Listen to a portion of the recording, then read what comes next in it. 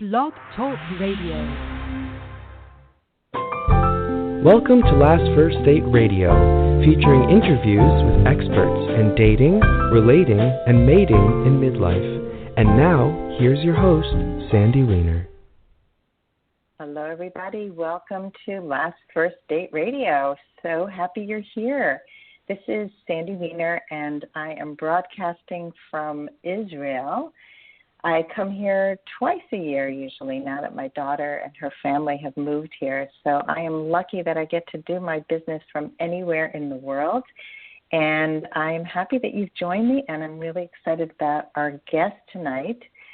We are going to be talking to Camille Virginia. She is the founder of Master Offline Dating, and we're going to talk about how to find quality men in real life.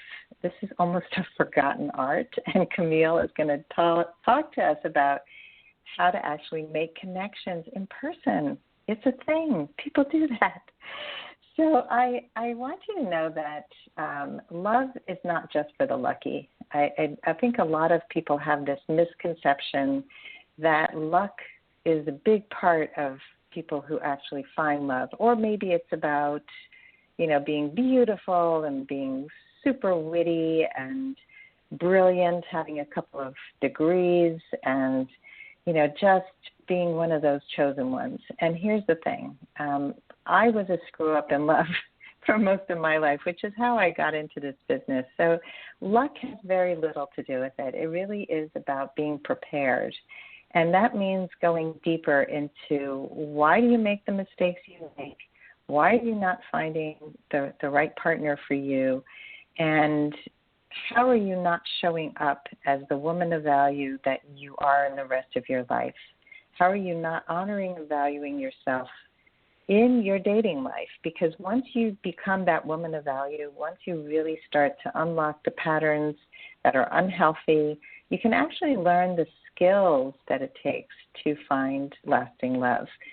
People hire coaches for working out, they hire coaches for sports, and the reason is because we don't see our blind spots, and someone else who has an outside perspective can help. And that's why I love doing what I do. It's why Camille loves doing what she does, I'm sure, and we're going to get into that in just a minute. But when you become that woman of value, you attract in toe-curling epic love, and all of you deserve that.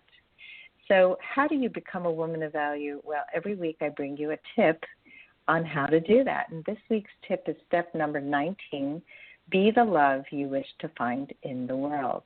Now, we all heard of be the change you wish to find in the world. And be the love you wish to find in the world means that if you are out there looking for somebody who's really kind and generous and tells the truth and is a good communicator, I want you to really look within and see where are you able to amp it up just a little bit in those areas, because the more you live that person, live those qualities, the more you're going to attract those qualities into you. So before I bring on Camille, if you want to get support and you don't want to have to pay for it, you can actually join my private Facebook group. It's called Your Last First Date. And the conversation there is supportive, it's positive, and there is so much safety. It's just for women over 40. You can be in a relationship or single, but it's a place to come so that you do better, because when you know better, you do better. So you have to apply to get in. Just apply to Your Last First Date, and I will approve you. So Camille Virginia, she is the founder of Master Offline Dating. Through private coaching and online courses and live workshops, she helps singles who are burned out with online dating and all the online dating apps. And she helps them find love in their lives by providing the key skills to boost social confidence, create romantic connections, and find lasting commitment in the real world. Welcome to episode number 280, 3 Steps to Meeting Quality Men in Real Life with Camille Virginia. Here we are. Hey, Sandy. Hi. I love what you do, and I the first time I heard about you, I was like, I have to meet this woman. And now we're connected in so many wonderful ways. So I had to have you on my show. So let's talk about online dating and why so many people are just so freaking burnt out. Yeah. Well, when online dating first came around, 15 years ago in the early stages, it was a novel thing. It was, people are like, what? I don't have to leave my house and I can get a date. This is a little bit scary, but also kind of intriguing. And, gradually it got socially accepted. And now I feel like the pendulum has swung so far to that end that people are like, wait, you're single and you're not online? Like, wait, how are you meeting people?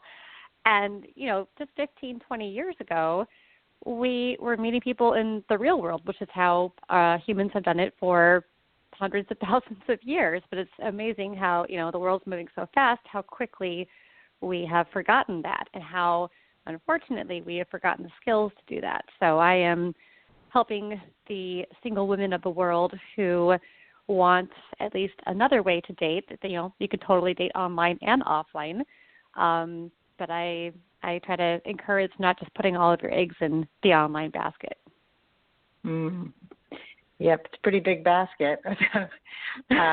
But people do get burnt out. So, I see it all the time. I in my Facebook group, Your Last First Date, people say, oh, God, another guy ghosted me. Or, we were messaging and it seemed great, or I had a great first date, and then, bam, I don't know what's going on. So I'm not dating online anymore. I'm just going to stay home with my cats. I mean, so what do you have to say about, first of all, people quitting after some burning out, or after sometimes just at the beginning, like I just got started with online dating and it's too frustrating. There's too many scammers. So what do you say to those people? Like if just what do you say? I would say with that, just like anything, give it a shot. Like really, the first time you try anything, it might be hard. It might be awkward. It might not feel natural. And in the dating world, you might get shot down. Maybe your first date after a relationship, whether you met online or offline, you don't feel a connection, and you can't just give up on dating indefinitely because of that. You have to try for another time. You have to get, you have to make the data statistically significant. So if you've really put yourself out there and done the screening methods to try to find quality people and, showed up in a good, authentic way, and you're still not getting the results, then I say take a break from it. Because if you're showing up with the energy of being depleted and drained and dreading it, that's going to come through in your conversations with people that you're meeting online, and it's not going to attract the right people. So it's going to become a self-fulfilling prophecy. So I say give it a shot. Try to have fun with it. Don't take it too seriously. Know that there's going to be missteps along the way that probably have nothing to do with you. But even if you've done all of that and you're still not having fun with it or getting the results you want, I say take a break and try some offline techniques. So here's another problem is how long of a break is the right kind of break? Like, how do you know? I would say probably with anything. When you start taking a break, as long as you're filling that break with something else, so like in the case of online versus offline dating, you take a break and you're trying your offline dating skills in the meantime. If you get to a point with the offline dating where you're getting, burned out, or it's really hard, or not getting the results you want with that, then maybe try that online again. But I would say, whether you're trying online or offline, really give it a shot. Give it, I'd say, at least a couple weeks or a month or two in either case. And if you've really authentically put yourself out there in either case and that you're not having fun with it, maybe try switching it up and going for the other approach. That's good advice. But I love how you keep repeating, really put yourself out there. And I think a lot of people, they're not doing that. So how would you define put yourself out there? Let's talk about the offline world, because that is your specialty. And if you want to, well, let's get to that, and then I want to hear a little bit about your story. Sure. So with putting yourself out there, it's funny, I was just talking to someone earlier today about going out as an introvert, because I am an introvert, so I look for those quality connections over quantity. But we were talking about networking, which, the conversational skills at networking are very similar to conversation skills with dating. It's authentically connecting with people, even if it's just for a brief moment. And so putting yourself out there is not just necessarily, talking to 10 people and checking that off your list and being like, well, I put myself out there, I talked to 10 people. It's like you have to go a step further and look at, were those quality conversations? Like, did you really show up? Were you present? Or were you talking to the third person, worrying about how you're going to meet the fourth person, and your mind was not in the conversation, it was thinking about other things? And so putting yourself out there includes doing that deeper work and really connecting with people, maybe being a little bit vulnerable, really listening, asking good questions, those kinds of things. If you can honestly say that you've been doing those things and you still aren't meeting someone, then at least you should feel good that you are putting yourself out there, and maybe you just need a different approach to start getting the results you want. So, yeah, we have to be present, and I'm an introvert as well, and dating was really a challenge for me for a lot of my life. And so, and for most of my clients, it's hard to share more of yourself at the very beginning, because most people don't reveal that much right away. They have to build safety and trust before they start to really open up. So if you can share, some ways to meet people offline, and what kinds of conversation starters could help, especially shy or introverted people, have an easier time with that? Yeah, so I say every time you step foot outside is a chance to meet someone. And I have stories from meeting men at, coffee shops, grocery stores, the airport, everywhere. And it's about being natural. It's about talking to people the same way you would a friend. So what I mean by that is sometimes, I feel like there's been social conditioning of, you talk to your friends and your family in one way, you're totally yourself, you're very comfortable, very relaxed. But then for whatever reason, someone comes along, like maybe a waiter or the cashier at the grocery store, and you're like, hi, how's your day going? And all of a sudden, I've caught myself doing this too, but your voice raises like an octave, and it's like, where did that come from? It's such a, like, yeah, exactly. It's like that. I don't normally talk like that. Like, who is that girl that just came through? So I would say start by talking to everyone the same. Talk to people like you already know them in the same exact way you would turn to your best friend and ask a question. Ask it of the person behind the counter or the person whose scarf you want to compliment, and ask where they got it because you like it. Things like that. That's a great way to start. Okay, so watch your voice. Don't go up a few octaves. Yep. You really try to be familiar, even if you're not, and compliment. So you mentioned compliment their scarf. So people really trip up on this one a lot. They're like, well, I'm not comfortable saying, like, you have really nice eyes, or whatever. Like, it feels awkward giving a stranger a compliment, because also I think too many women have been conditioned that if you start to flirt with somebody, it's an open invitation to sleep with them. So I want you to kind of bring people down to like a little different level of connecting where it's not overtly a sexual invitation.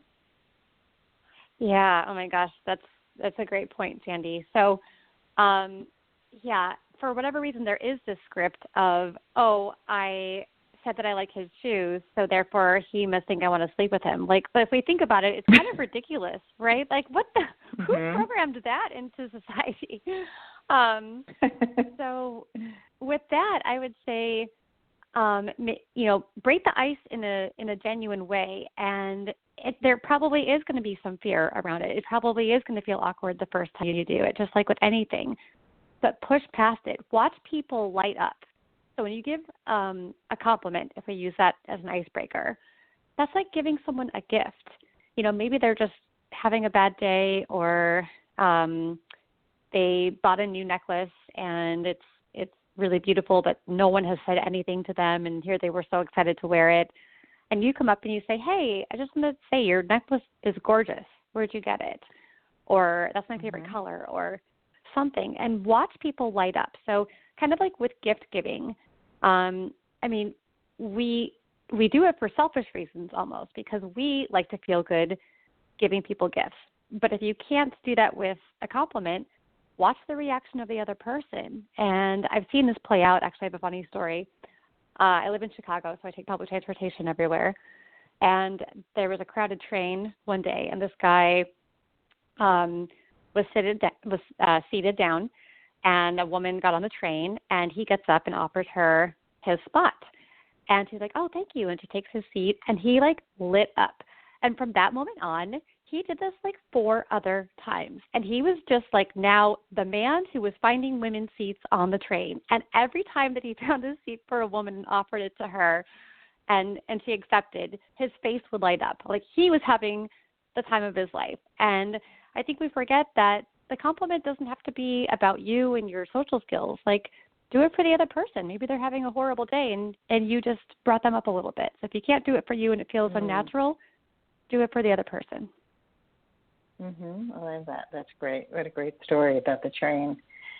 Yeah, you think about in New York City, I used to go on the subway and people would be singing or dancing on the train, and it would light people's day up, just to have humor and a little levity, because we often are in a book or on our phones and not even paying attention to what's going on. And I'll tell you, I'm here in Israel with my grandchildren and my daughter and son-in-law, and it's a great lesson in putting your phone down and being present, because seeing the world through a child's eyes is really a good reminder about how to be out in the world and to be totally present and appreciate the moments, because we so rarely do that. So I love being here because of that.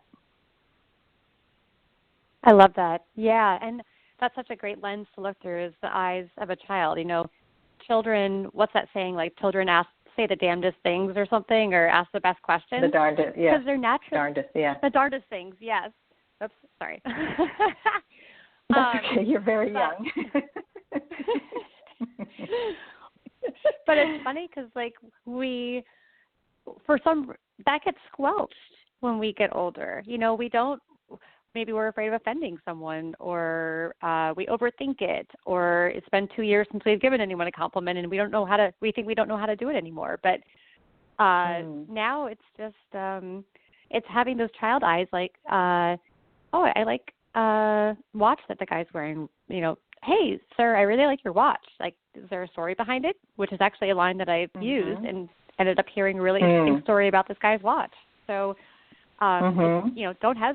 don't hesitate. Just put yourself, take it from your mind to your mouth. If you're thinking a thought or a question and it's not offensive, which it probably isn't, go for it. That's great. Somebody at the airport on the way to Israel, I started a conversation with a woman, and she complimented my watch, and we got into a conversation about it. So it works with women too. So before we get into the next juicy part, which I want you to share about how to actually get somebody to ask out when you meet in person, I want you to share a little bit about how you got into this business and, what's your story? Yeah, so I actually grew up pretty shy, and I'm still an introvert, but back growing up, I was an introvert who also didn't know how to talk to people. So eventually I just got tired of it, and I was like, gosh, how can I, other people just seem so comfortable around people. I want to be like that. How do I do that? And so I just started doing a lot of the stuff that we've been talking about, of saying things to random people and seeing where the conversation goes and asking questions. And I will tell you, there were a lot of awkward moments in honing these skills. But that's why I love what you said at the beginning of the podcast or of the radio show about, putting yourself out there and being open and getting a coach to see your blind spots, because we get all up in our heads about this kind of stuff. And so I feel like, you and I have kind of a similar story of, we were both really bad at dating and now we coach on it, but to let us help you with ways that we had to learn the hard way, here's our lessons learned from that, so that you don't have to go through the same stuff that we did and get better results because of it. So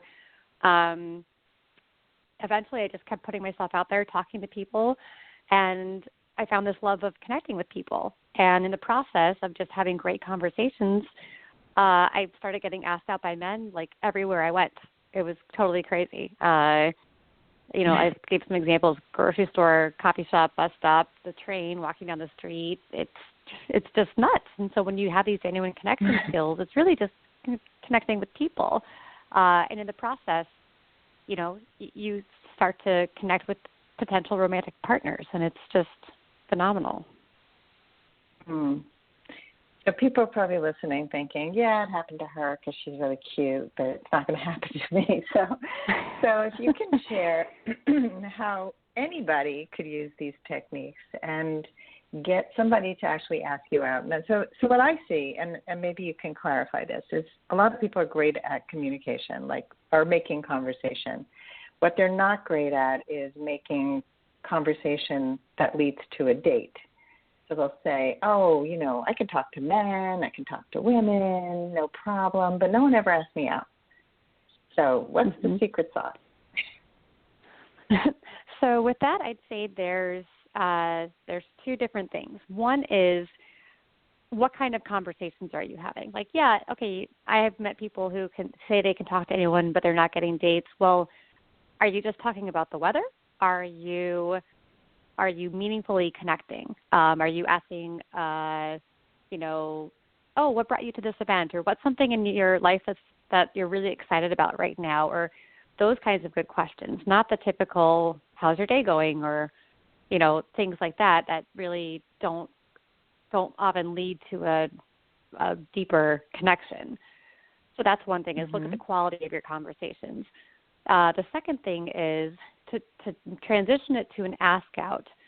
What I really recommend is talking about things that you like to do, that you're interested in, that you're passionate about, cuisines that you like, activities that you do, things like that. So basically what you're doing is you're sharing about yourself, not in a too vulnerable way. You're simply sharing about, your personality and your interests and your likes.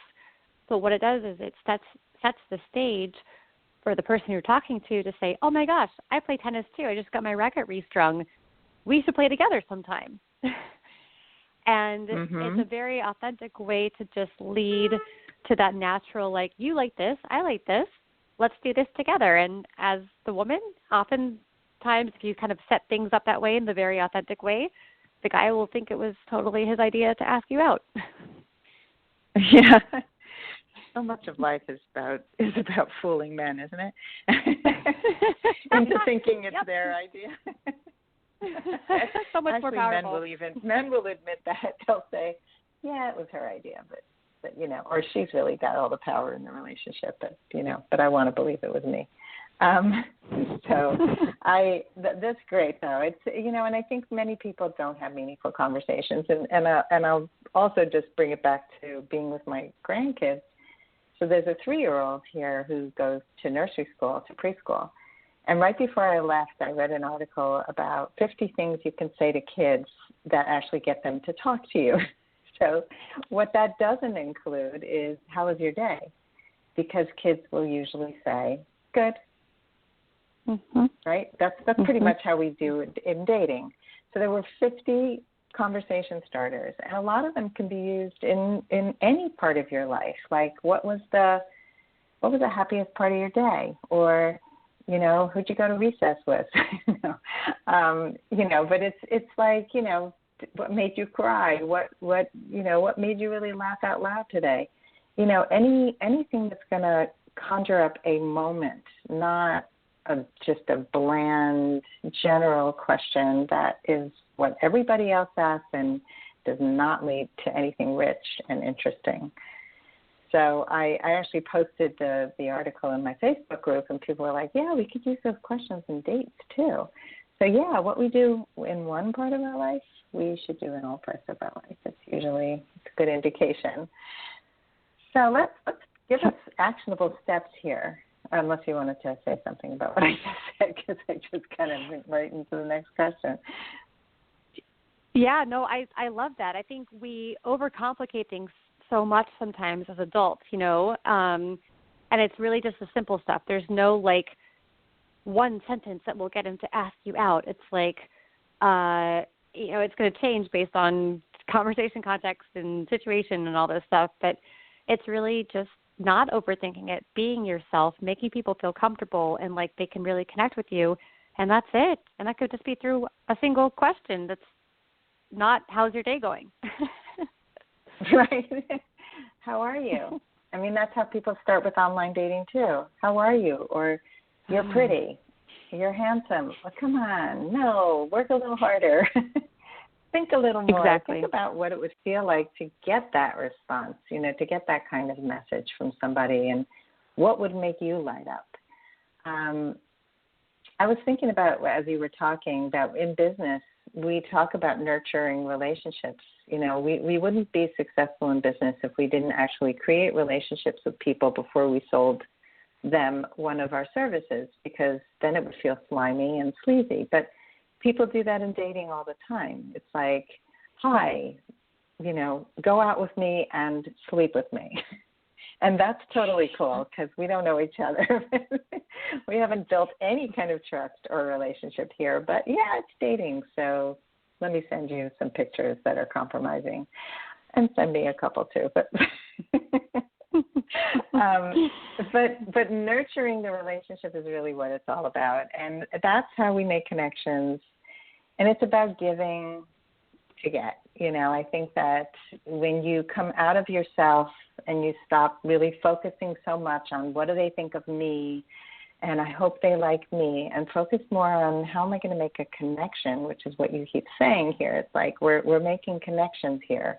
We're sharing parts of our authentic self. We're bringing a little bit more to the table than we normally would.